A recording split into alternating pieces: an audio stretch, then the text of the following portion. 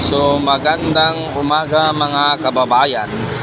Nandito po tayo ngayon sa Kanduman, Mandawi City. Papunta po tayo sa Cebu City. IT Park, Cebu City. By the way mga kababayan, magko-comment po tayo ngayon. Bakit inalisan si Desara ng police escort? Bakit kaya? So by the way mga kababayan, kung hindi ka pa na-subscribe sa aking channel, pa-subscribe lang, pa-like and share ang ating video para makaragdagan natin subscribe yan mga kababayan. Ito ang punot dulo mga kababayan. Ito ang unang sa pag-resign niya sa DepEd, at pangalawa itong pag sinasabi na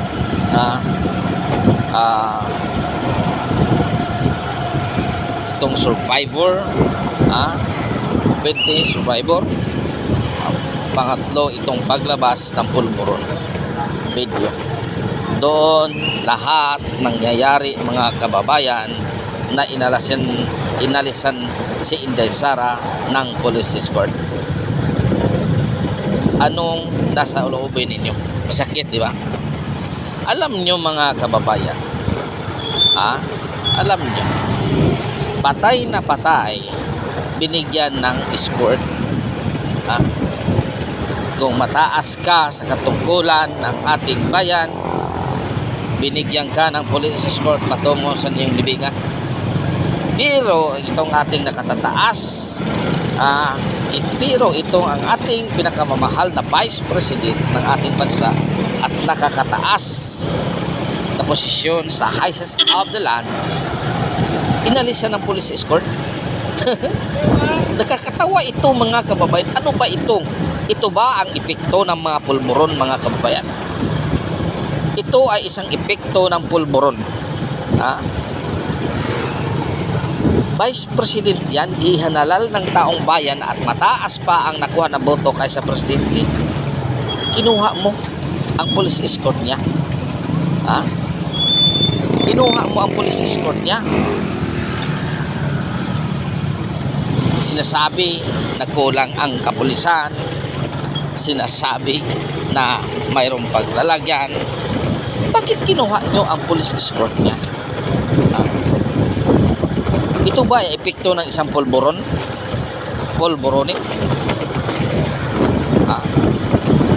Ano ba kayo mga kapulisan? Ano ba kayo direktor? Kulang na lang kainin ka ng tae. I'm sorry sa mga words ko Kulang na lang pagkakainin ka ng dumi para lang mas servisyon mo yung ipinagbabawal sa batas. Anong sabi ng iyong amo? Susundin natin ang batas, labanan natin ang hindi sumunod sa batas, respetuhan natin ang batas. Ngayon, sino ang hindi sumunod sa batas? Kayo mismo. Ang nasa katungkulan at nag-implement ng batas ay hindi sumunod. Anong tawag sa inyo?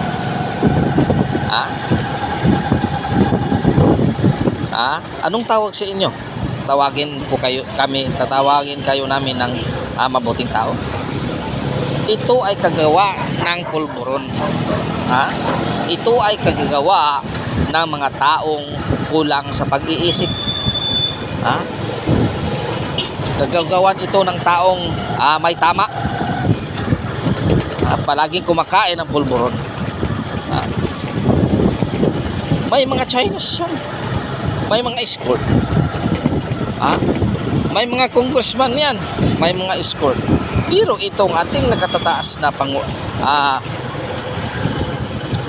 pangalawang pangulo ng ating bansa, kinuhanan nyo ng police escort. Bakit?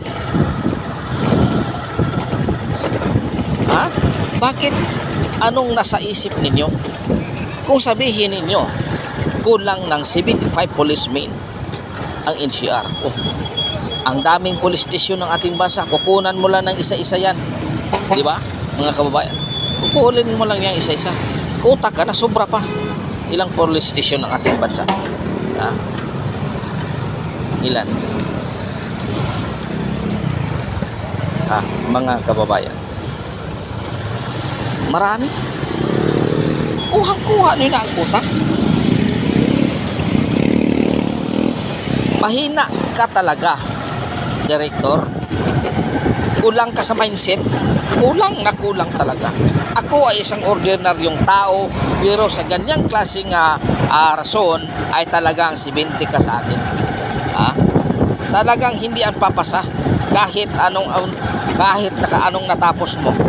Kung ganyang rason mo, mahina ka talaga. Ito ay isang epekto ng pulburon. Ito talaga isang epekto ng pulburon. Kinunan mo. Kinunan mo. Bakit kinunan mo ng police escort ang aming pinakamamahal na Pangulo? Kunin mo sa mga congressman. Kunin mo. Bawat isa. Bakit kayo? Bakit kayo ganyan? Ang batas kayo nagpuputupad sa batas pero hindi nyo ipanutupad ng tama. By the way mga kababayan, maraming salamat sa inyong suporta mga kababayan. Hanggang dito na lang. So maraming salamat mga kababayan. God is good all the time. God is good. Reaching your kaninyong tanan.